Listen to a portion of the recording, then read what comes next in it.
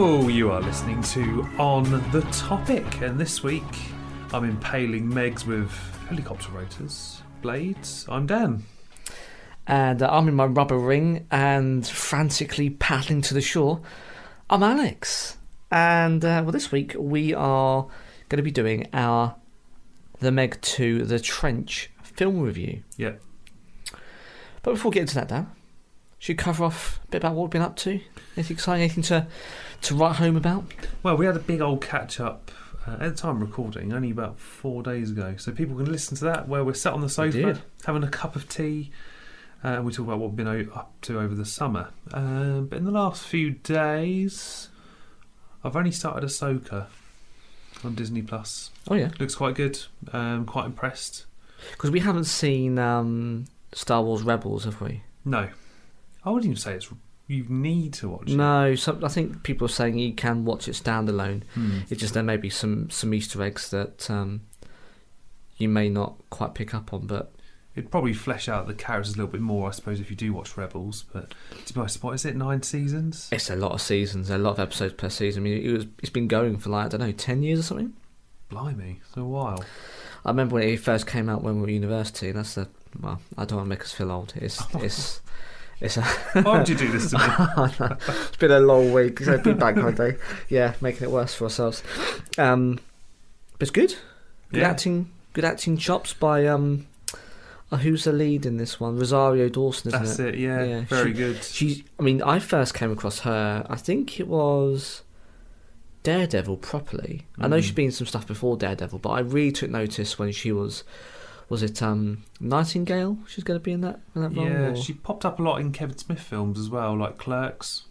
Oh, right, yes. I think she was in the Cult second classics. one and the third one, yeah. She's good, don't she? Yeah. And she clearly loves the old Star Wars roles. Yeah, she looks really good in the makeup, good acting chops. Don't really see too much of her for the first couple of episodes, given it's her titular she's odd. outing, but a lot of good action. Yeah. Lightsabers, people getting shanked. Excuse me? Shanked. Oh, okay. Yeah. What did you think I said? I don't know. Do you think I said shagged? I don't know. Like I said, it's been a long week. It's not that kind of Star Wars show. Oh, it's just taking a dark turn. Take me down to the cantina. What about you, Alex? What have you been up to? Again, it's not long since we caught up, but I would say I took a recommendation down. Yeah. There's 2 recommendations. I think we talked about it last time, didn't we? We were on the sofa and we caught up. And you mentioned 2 particular programmes, both coincidentally on Disney+. Yeah. What did you recommend to me? It was The Bear. It was? And Only Murders in the Building. And we watched, actually, them both in that order. Now, The Bear, it has promise. It's quite chaotic, do you think? My wife felt incredibly stressed watching it. It is stressful, isn't it? And I'm glad it's not just me. No, and I don't often feel kind of stressed when I'm watching things because it's not a medium that tends to do that to me. Jesus, Dan, that cousin, I watched the first episode, the cousin barking orders at him, I felt so bad for him. I thought, get out of the fucking kitchen. That's horrible. The pressure, and he still continues. Bear gets his head down and still churns out those delicious sandwiches. Yeah, I really liked it. It's got something, but again, I think we had to give it. I feel stressed now, Dan, thinking about it. Yeah, same. It's very, very, very intense. Great though. I like the storyline. I like the camaraderie. I like the staff. I like the loose storyline. Because it's mainly about the cooking and the recipes and stuff. But Jesus, I feel stressed. It's the final episode of season 1, as I mentioned in our catch up. It's just that opening 5-10 minutes is phenomenal. Okay. Brilliant acting. So sort of hold in there. It is still chaotic in season 2. Don't get me wrong. Okay. You will feel stressed, but doesn't calm down. There's something just very good about it. No, I really like it. I can't put my finger on why though, Dan. Because I say it makes me feel a bit of anxiety, but it's all good. And then we watched only Murders in the Building, isn't it? Yes. Brilliant. It's phenomenal, isn't it? I think we're now on episode 4.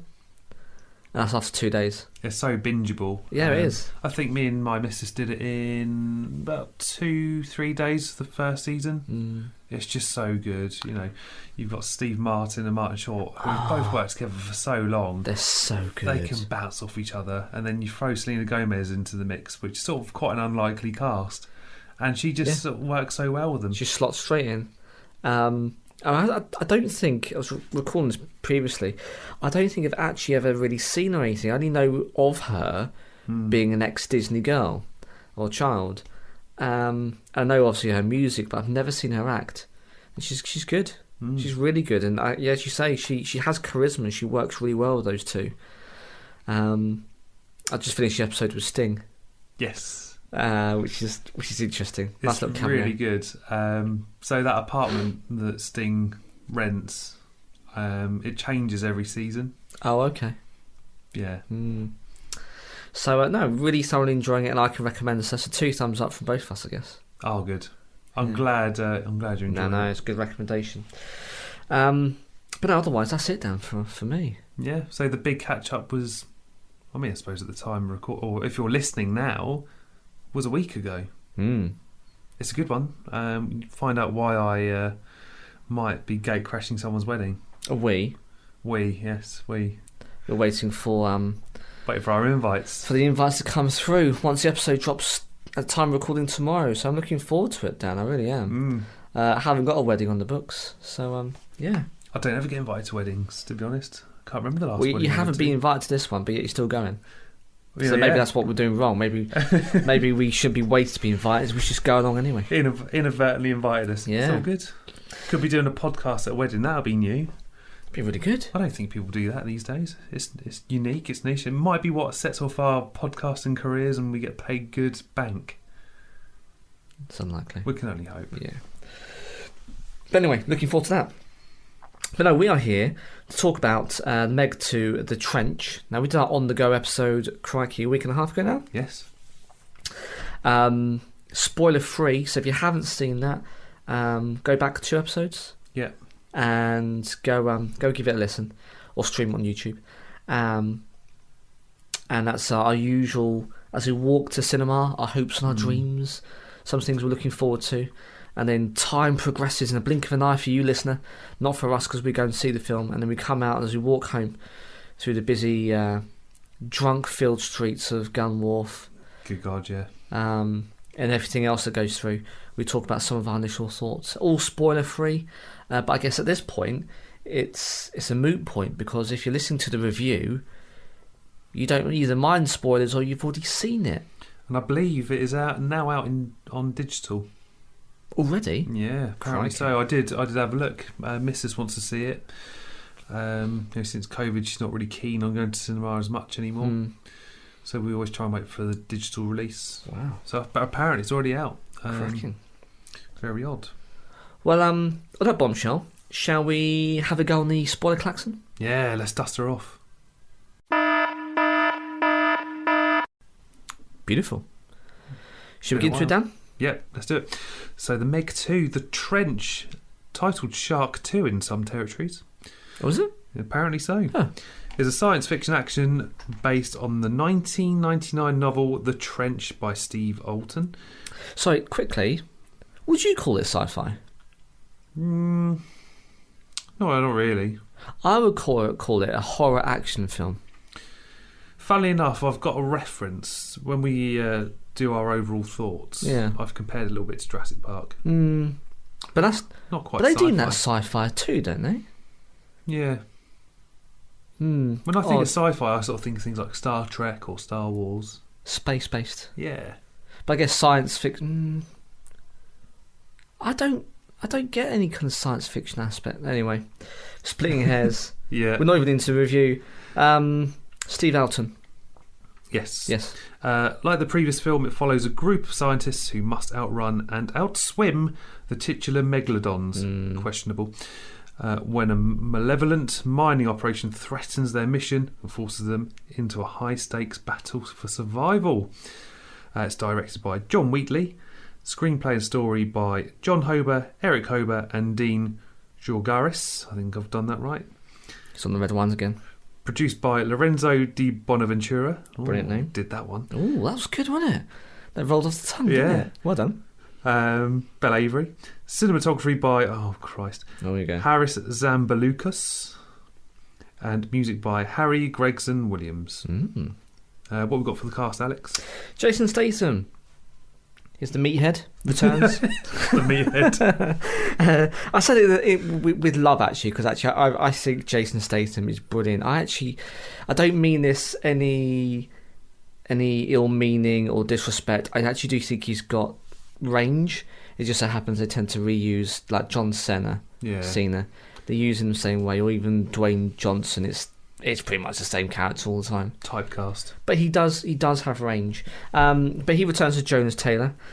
He's now Mei Ying's stepfather. Yeah. Which I didn't really get. I mean, 2023, you can do whatever you like.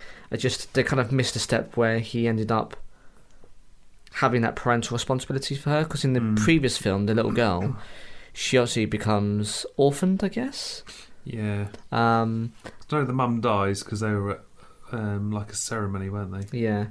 And I didn't get the impression that he had particularly built a bond with the girl, enough at least to take parental responsibility for her at the end of the events of the first film. But he does. And so he's recognised as a stepfather. Fine enough. Wei Ying as Yuming Zhang, Mei Ying's uncle.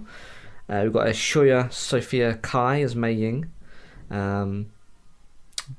Juming's niece and Jonas' stepdaughter. She makes a return. She was the little kid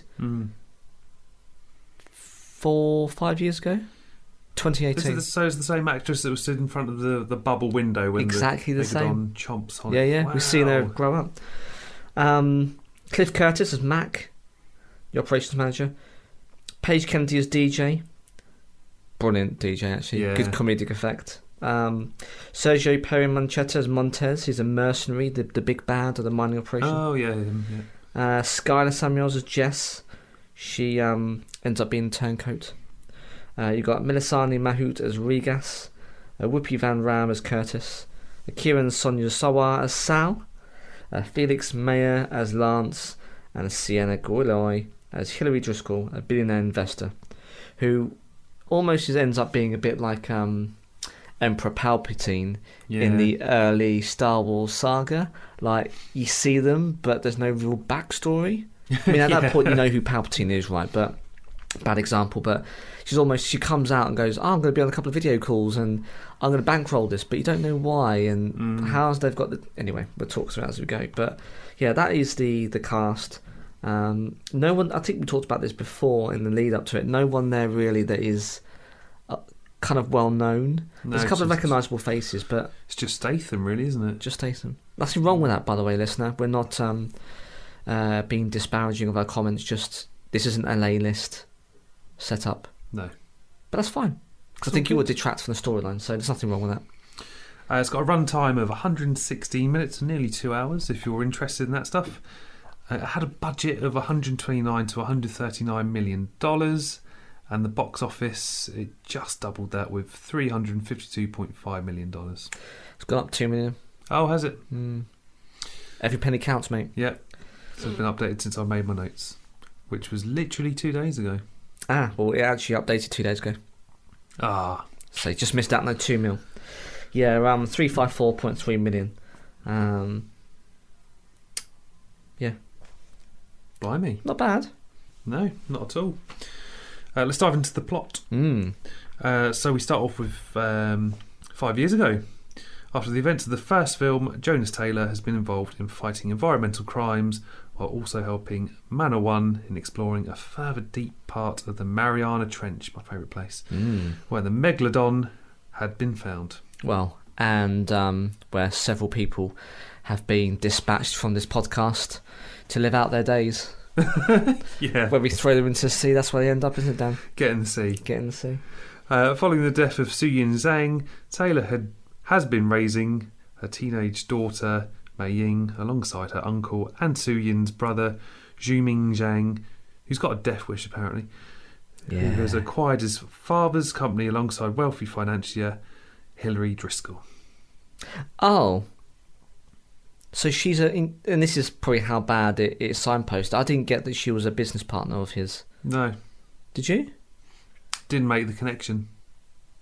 Yeah, that's not good, is it? Might have just missed that little bit out. Both of us? Might have missed it out. Yeah. I don't know. Anyway, okay. Didn't make the connection when I was watching it. No, same. Just thought it was someone dodgy, Some random billionaire. Just throwing a big bad to, make the story different to the first one, I guess. Interesting. Manawan has also been studying a female Meg called, I think I'm going to do this justice, Hai-Chi, who was discovered as a pup and trained by Ju Ming in a reserve in Hainan. Recently, Hai-Chi has been acting erratically, leading to Taylor being concerned despite Ju Ming's enthusiasm. I mean, what is he doing? He dives in this pool, he's got his little beeper. A little clicker, isn't he? Yeah. Beep. Don't eat me, click. Don't eat me, click. It works. It does. Apparently. So we're led to believe. Until his eyes roll into the back of his head and ends up crashing into things. I say he's got a death wish. I swear to God, I thought he was going to cark it at some point in this film. Very good misdirection very early on, wasn't it? Yeah. You think he's all over. But actually he escapes, comes into the room, he's like, all right guys, I've just survived. Yeah. I mean, contrary to what you just saw 5 seconds ago, I wasn't eaten and the camera panned away. I thought it was a bit naughty by a director, but I can see what they did there. Taylor and Ju Ming lead a routine submersible exploration to the trench, with Ma Ying stowing away to see the trench for the first time. Had a bit of Lost World there, I think. Yeah. Ian Malcolm's daughter gets onto the vehicles and just rocks up. Yeah. Right, guys, just going to hang out with you and the dinosaurs. I think that's interesting, actually, Dan, because I'm going to make some references to other films that I think it riffs off throughout the film. I think I talked about this maybe in the On the Go as we walked back. But yeah, I think definitely Lost World is one of them, and there's plenty more as we go through. I don't think it's a bad thing, by the way. I don't think it's plagiarism. I don't think that they couldn't stand on their own 2 feet. I think the film is better for it. But yeah, you can definitely see where it's taken some inspiration from. Yeah, for sure. Fellow Meg survivors DJ and Mac observed the group from the Manor One, which is basically like an oil rig in the middle of the sea. On their way down, the subs are pursued by Hai-Chi. I swear I'm going to get this name wrong at some point. Who escaped captivity the previous night. The subs dive down through the thermocline. That's it. To escape, but Hai-Chi forces her way through anyway.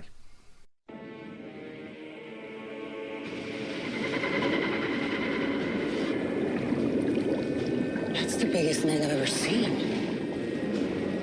Biggest Meg anyone's ever seen. 2 much larger Megs, a massive alpha male and a slightly smaller beta male appear and mate with Hai-Chi. No, I didn't get that either. Yeah, I didn't get it. I just thought they were just swimming around. Yeah. They're mating. Apparently they're having a threesome. We saw shark sex and we didn't even know it. So it just looked like they were swimming about. That's not going to hold up in the court of law, is it? No. Honest governor, I just thought they were swimming. Caught watching shark porn. Anyway. Crikey. Not again. This episode's really getting dark, isn't it? It's taking a turn for the worse, as per usual. While working on an escape plan, Taylor and his team discover an illegal mining operation in a station captained by a mercenary called Montez, who has a vendetta against Taylor for his imprisonment some time before. So at the start of the film, we see him on a boat, just, beating up mercenaries. And this is where he comes from, apparently. I didn't recognise him from the boat, to be honest. No. I swear, listen, we weren't paying attention. We weren't looking at our phones because that's naughty when you're in the cinema. It's just, I don't think some of this is particularly well signposted. No. Do you know what I mean? Maybe I missed it. I mean, I need to watch it again and we'll probably pick him out and go, oh yeah, that makes sense.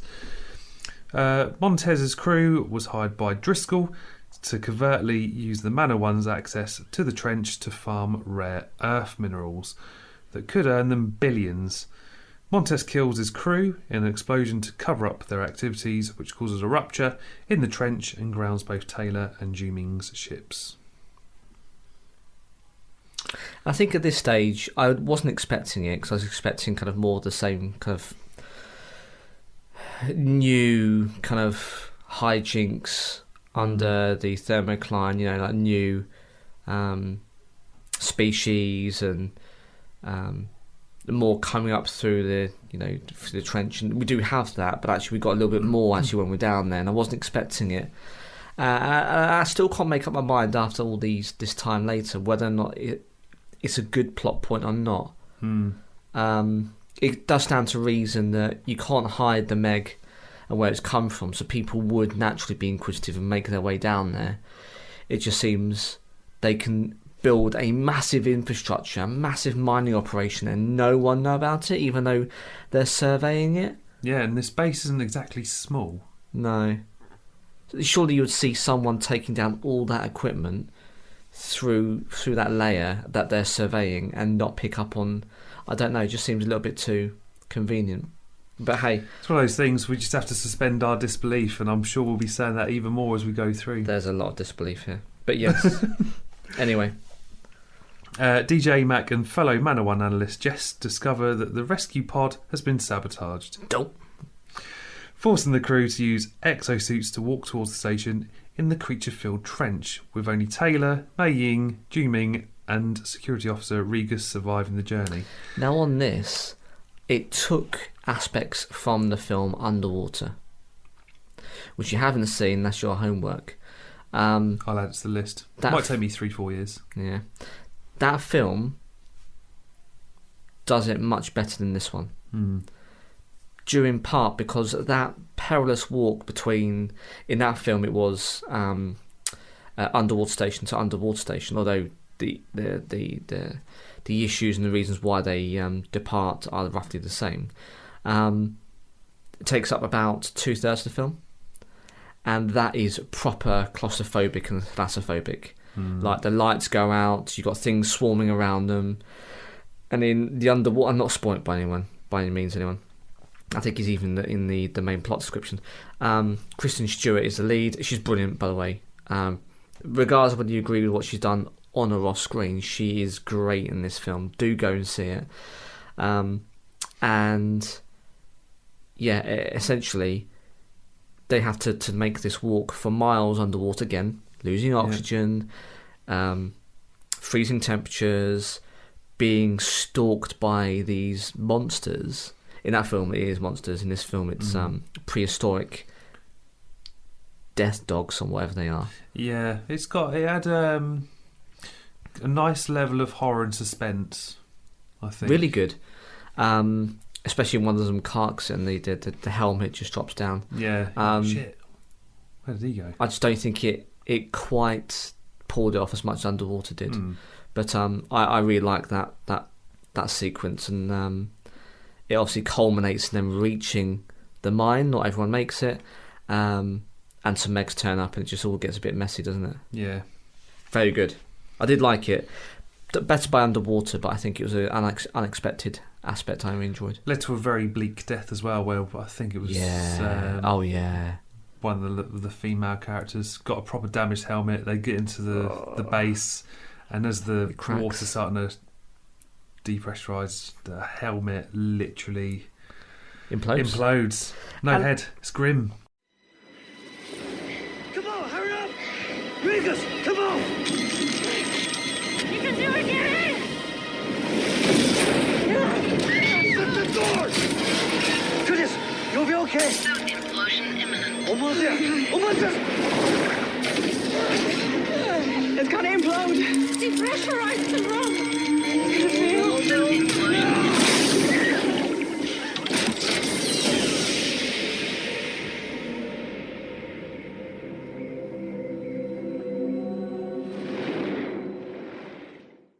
And this is the other aspect of what we talked about, Dan, which is this kind of is reminiscent for me of Deep Blue Sea. Yeah. Because actually everyone in that film is up for grabs. Even the female lead actress, who dies at the very end of the film. She makes it all the way through. You think she's going to survive. She doesn't. That's literally 2 people. And I was like, wow. She's 30 seconds away from seeing the credits and she gets eaten. You're like, what? Like, she surely should have made it to the end. And this film, I think, apart from Statham, you kind of think, well, no one's safe then, because actually it looked like they were all they survived the submarine, they survived the trench run, they survived a meg attack, and then you think, oh, she's just going to get there when the oxygen, that repressurizes. No, it's so grim. She's mush. And you turned to me and there's almost tears in your eyes, Dan. You were quite surprised and shocked. I was like, holy shit, that's so bleak. Really good though, because you don't expect it. No. Jess and Driscoll reveal themselves to be traitors and attempt to kill the four, but the four escape the station in another submersible after a scuffle with Montez, who escapes to the surface through a buoy. Not without them losing the escape pods first. Yeah. How do they get out? I can't remember. Sub. Oh, they got a sub, didn't they? Yeah, that's right. And they've got to close the hatch very quickly because it's all crashing down because the Megs are bashing it, aren't they? Yeah. Because they turned on the lights. Yeah. So, yeah. Ju-Ming, again, Death Wish. Yes, quite.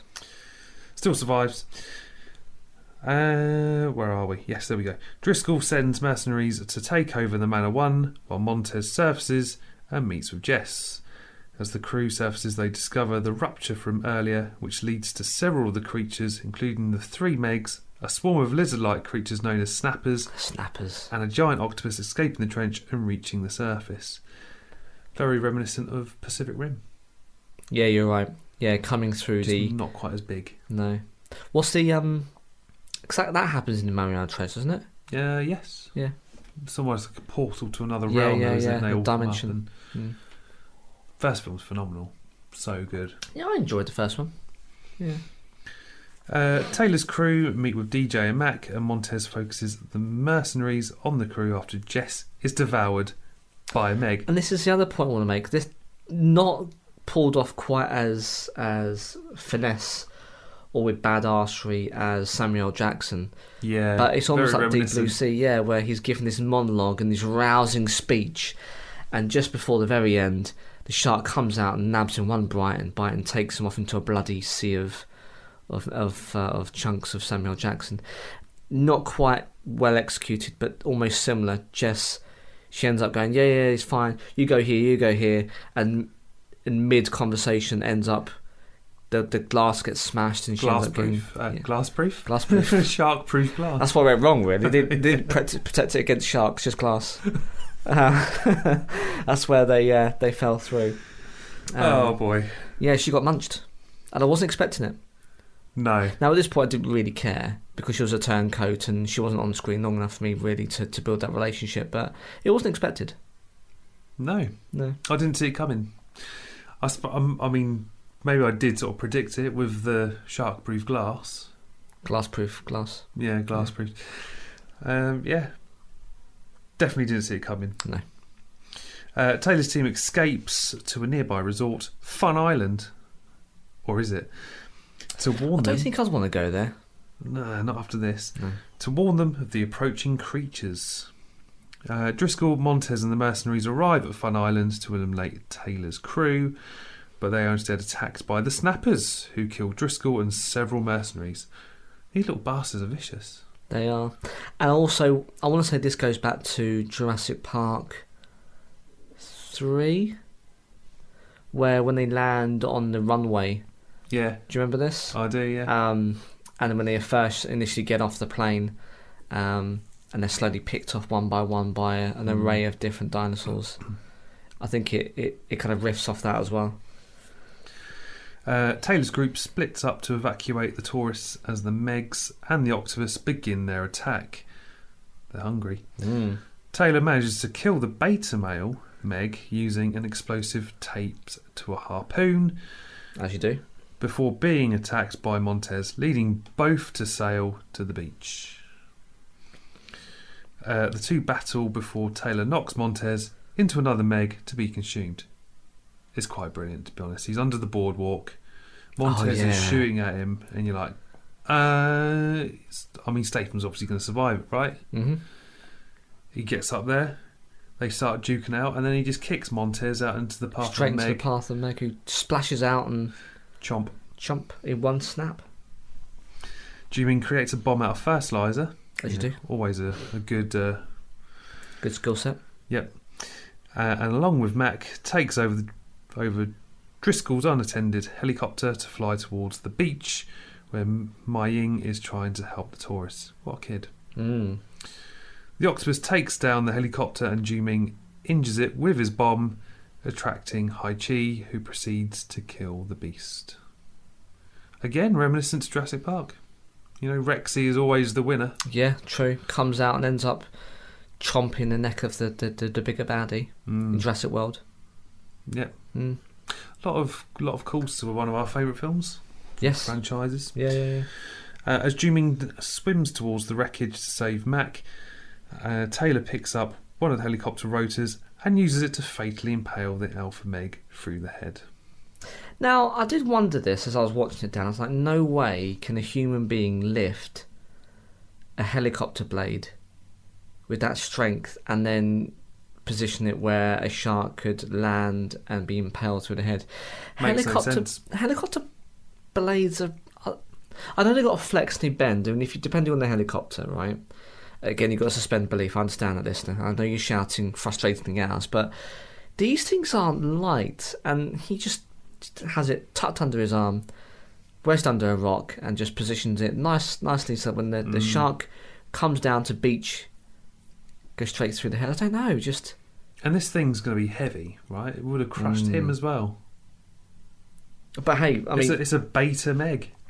Hat off to him. He does a splendid job, and he's actually quite gross. Actually, you see it going all the way through the head, and there's lots of mush, isn't there, and shark brains. I'm trying to think what it reminds me of. It'll come to me later. I'm sure it reminds me of something. Yeah. I just can't think of what it is at the moment. Oh right. Probably another film that we've seen that's sort of very reminiscent, no doubt. Hai-Chi heads towards Taylor, Ju-Ming, and Mac. But Ju-Ming uses his training signals to divert her attention. Yeah, bink. Hai-Chi redirects her attention to a pod of dolphins swimming away. Making their way to the beach, Ju-Ming reasons that Hai-Chi escaped captivity because it was mating season, of course. Of course. And discusses the possibility she is pregnant. Taylor decides that it's better not to think about it, and the group celebrate their survival. And they're all necking rum, whiskey, or whatever it is on the beach.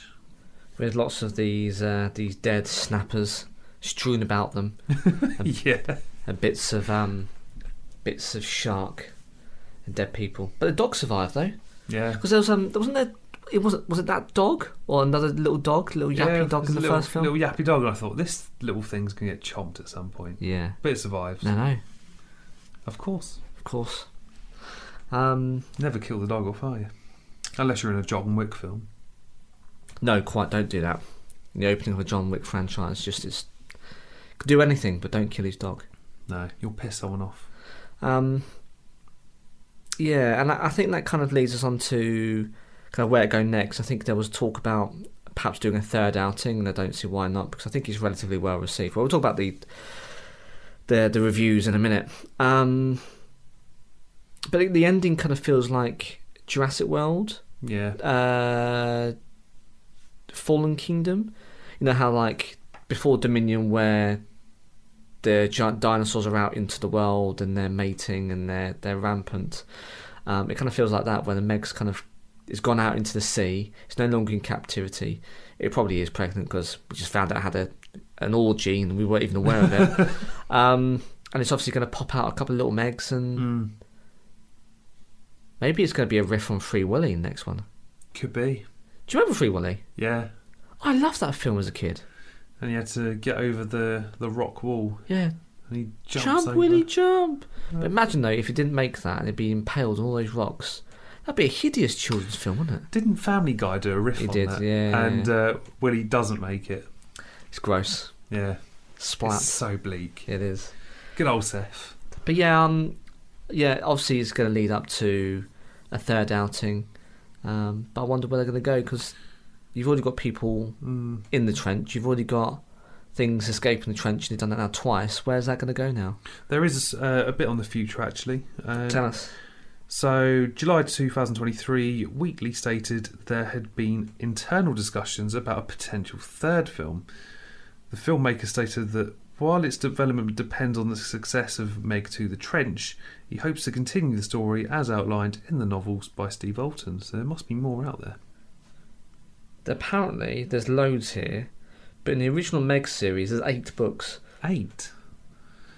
I mean, what can you possibly do different to make it not the same? Look at Sharknado. Yeah, true. I mean, it's a pop culture phenomenon now, where even some of the biggest celebrities line up just for a cameo. Who would have thought it? It was ridiculed first, but now people can't get enough. Now, reviews down, scores. Critics. Yeah. Do you know about this? How much they're giving it? I haven't looked. Do you have a guess? How much the critics gave it? I'm going to presume it's not fresh. I'm going to say it's probably somewhere like 53%. No. Lower? 23. Not that low. 29. Okay. Not far off. 29%. They say it isn't without its fun moments, which I don't disagree, but Meg 2 The Trench suffers from a disjointed story that drifts for too long before finally delivering a few campy thrills. Campy thrills? Yeah, I think it's a little bit harsh. I think if you look at it as we did and we went in there just enjoying a good evening, watching apparently a sci-fi film, although I still challenge that genre. If you see like an action thriller, I don't think that's particularly fair. I wouldn't say it's great, by the way. I wouldn't say it's amazing. I'm not going to say it's going to win awards. Definitely not. But I think if you take it for what it is, a tongue-in-cheek kind of film, it doesn't take itself seriously. I don't think 29% is quite fair. I wouldn't say it'd be above 50, but that's what the critics say. Apparently, the audience score, though, unsurprisingly perhaps, is 73. That's quite a mismatch, right? Yeah. I mean, I don't trust reviews anyway. You know, I always sort of try to go in with my own opinion when I come out of it. Do you know what I mean? I don't want to be influenced by... I think that just shows... I mean, everyone's different, critic. right? But I think that's just where it shows there is such a difference between what the critics are saying versus what actually people want. I'm not saying that people expect this to be brilliant. It's not going to be a blockbuster. It's not going to be, like a Christopher Nolan. But I don't think anyone going to see the Meg is expecting that. Nah. The expectations are quite low, and I think it kind of satisfied. That sounds bad, but they satisfied what people are looking to get. I mean, this is what I was saying when we were walking over on the On Go episode. I just wanted something that could just wash over. I can just sit back, relax, enjoy. There's no Easter eggs. You don't have to concentrate a lot. It's not like a Marvel film, not too much of a is backstory, no. You know, when we go to watch a Marvel film, we're constantly looking for Easter eggs. It's tiring. The first time you watch it, you're like, oh my god, what's that mean? What's that mean? Who's that? You're always paying attention. I mean, you can enjoy it more the second time around for sure, but the first time, going into a podcast, you sort of want to deliver. I agree. For sure. If you compare it to the Meg 1, Dan, so critics gave it 29 for the first one, they gave it 47. Okay.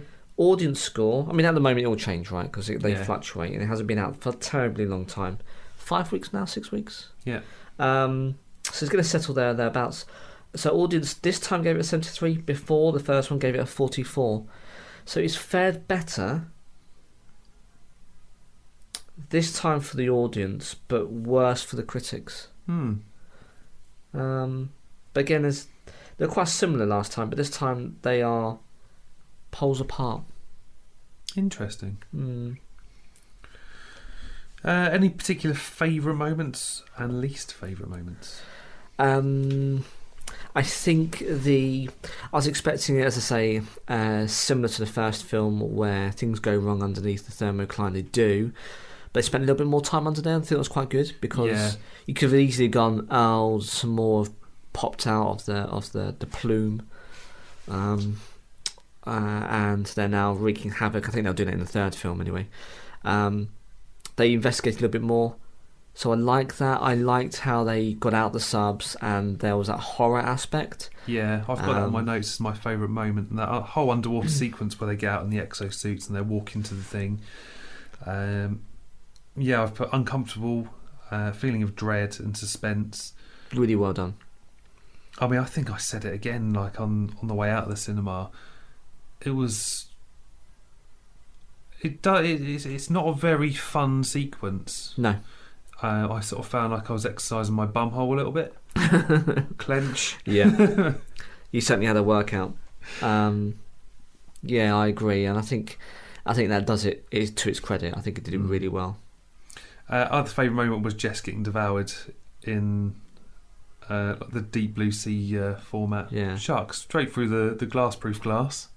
Glass-proof glass. And I think for me that's the other aspect, which is no one's safe. And I guess that could also be a double-edged sword, right? Because actually no one's particularly special, so everyone therefore is expendable. And I think that's because people aren't particularly well fleshed out, and therefore the audience doesn't really care.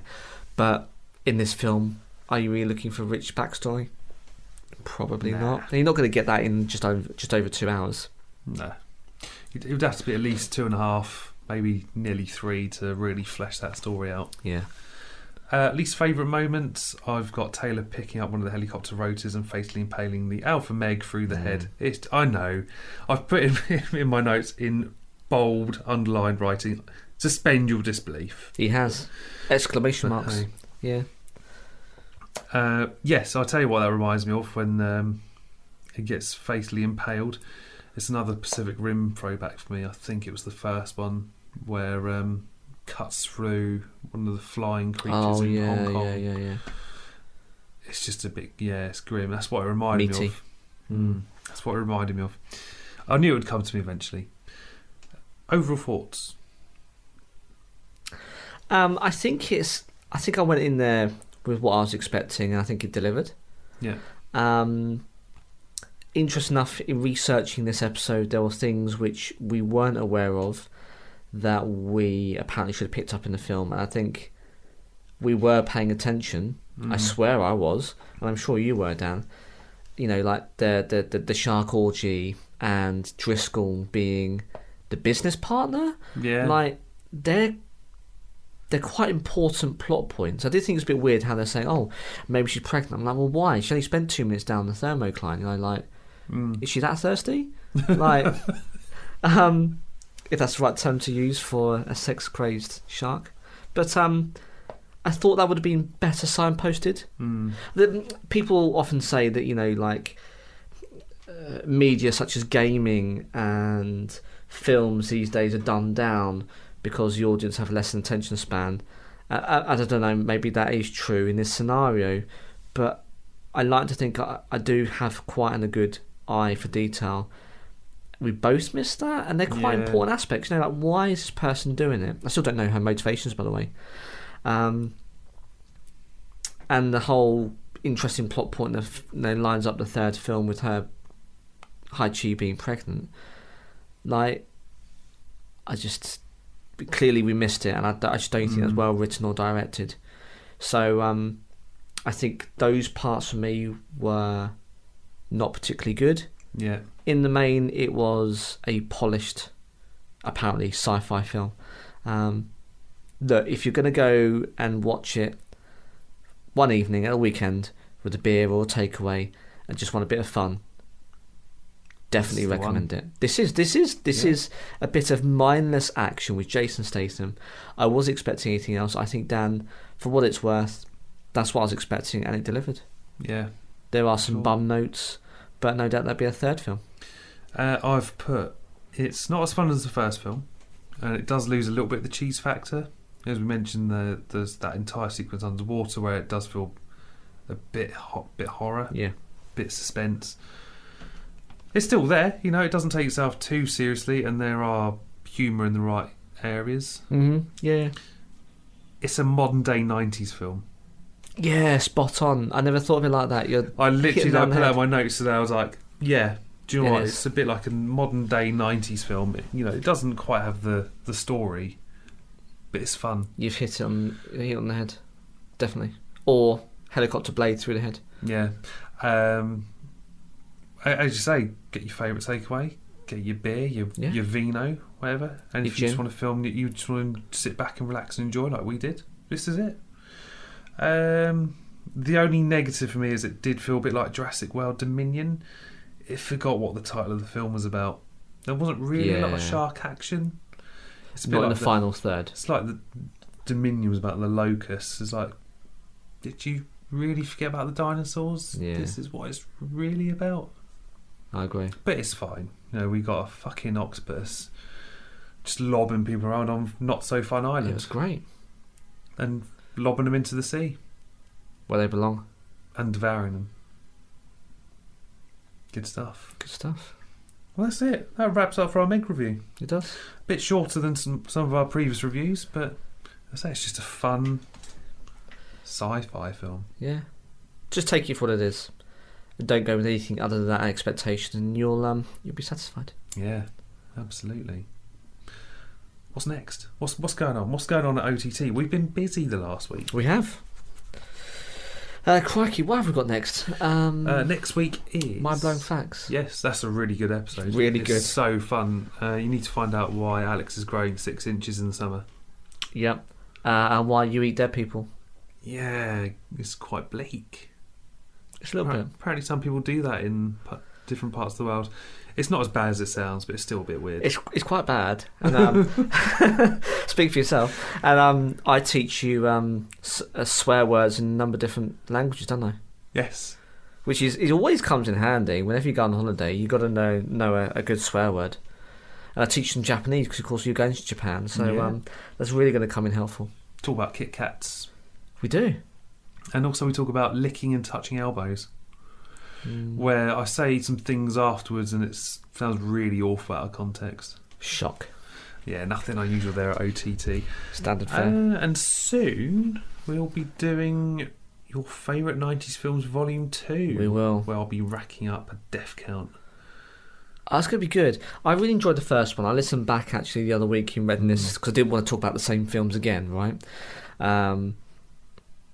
And I think I mentioned in the previous episode, I went no lie down. I was on holiday and I just put my son. Well, my wife's put my son to sleep. We're sharing the same hotel room, so you can't do too much while your 5-year-old's trying to get down for bed. I was flicking through every single theatrical release during the 90s. I went through 10 years worth of films. Oh, incredible! Copy and pasting all the notables, all of my favourites, and I've actually got a Volume 2 and a Volume 3. Oh, there's with got to be a change. Volume 3 at some point. There's as well. loads, so I'm really looking forward to this. We'll record it probably the next week or so if we can get together.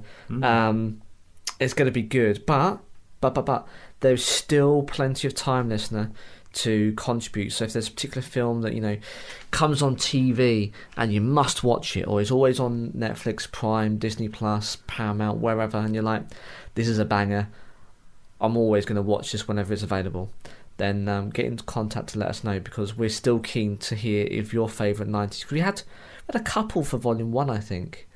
Yeah, we did. It's a really good listening interaction. Good feedback. We've got some good ones for Volume 2 so far as well, especially from Lewis, right, new listener. So get involved and let us know, because it's emotive, isn't it? We're talking about our childhoods. Our childhoods. Some questionable films in the lists. As always. Explains an awful lot. I think I watched Independent. Well, we both did when we were 10, and I think I had a certificate of 12. And Brent Spiner getting tangled up. My dad taking me to the hairdressers to make me look a little bit older. Dappered me up. That's how it works.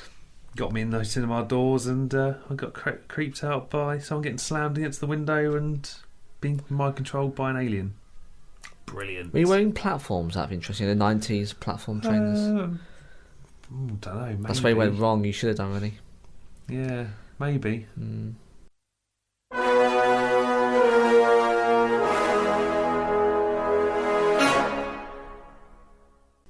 But anyway, we digress. So we've got some contact details. If you want to get involved and share your thoughts on your favourite films, then please do. Yes, we are on Facebook, Twitter, Instagram, Threads and TikTok, which is at On The Topic Pod. I know there's a lot of socials, but we only really use the main 3. Yep. We have got Gmail, which is onthetopicpodcast@gmail.com. And Alex, we've got WordPress and YouTube. Yeah, On The Topic Podcast ontopicpodcast.wordpress.com.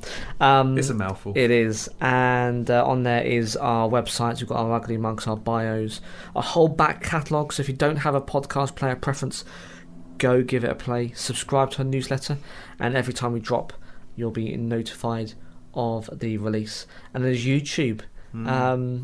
It's not one talk about a podcast on YouTube. Actually, a lot of podcasts are doing it, and you can always whack it on the background whilst you're working or doing the chores or doing whatever.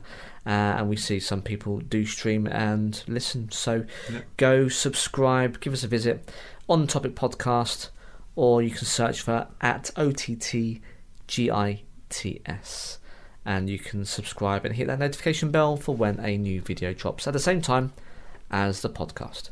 And if you're on Spotify listening to this, go give us a rating. It helps the algorithms. It really does. And recommend us to your friends. If you enjoy what we do, tell your friends. I think we've got a couple of episodes in the pipeline as well. We're going to do a couple of film reviews. We are, yeah. Deep Blue Sea. Yeah. And possibly Dungeons and Dragons. We've got some homework to do from We Lewis. do. So I imagine we can squeeze some of that into September.